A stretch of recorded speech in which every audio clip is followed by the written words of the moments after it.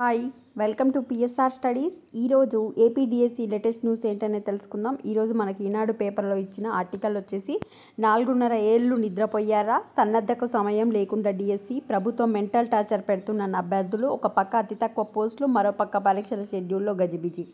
మనకి ఇంత ముందుకు వచ్చేసి 2018లో 7,729 పోస్టులు వచ్చేసి టీడీపీ ప్రభుత్వం వేయడం జరిగింది.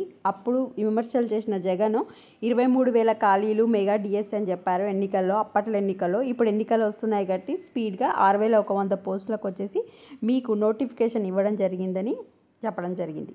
సో సిలబస్ అనేది ఎక్కువగా ఉంది. 20 డేస్లో కంప్లీట్ కావడం అనేది అసాధ్యం. ఆ తర్వాత టెట్ కంప్లీట్ అయిన 10 డేస్కే డిఎస్సి అంటే విద్యార్థులకు వచ్చేసి టార్చర్గా ఉంది. ఓన్లీ సైకాలజీ చదవడానికే 20 డేస్ పడుతుంది. అలాంటిది 3 నుంచి 10వ తరగతి వారి చదివి పరీక్షల అర్హత సాధించాలంటే అది మానసికంగా ఎంతో హింసిస్తుందని అర్థం చేసుకోవాలని. రివిజన్కే 45 డేస్ టు 60 డేస్ సమయం కావాలి. ఇట్లాంటి సమయంలో టెట్ అండ్ డిఎస్సిని ఎలా నిర్వహిస్తారని చాలామంది విద్యార్థులు అయితే సోషల్ మీడియాలో చెప్పడం జరుగుతుంది. అండ్ రిజర్వేషన్ల విషయంలో కూడా గందరగోళం ఉందని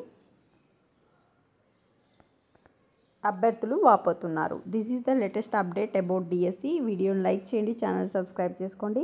ఇంకా ఏమైనా అప్డేట్ వస్తే నెక్స్ట్ వీడియోలో అప్డేట్ చేస్తాను. Thanks for the watching.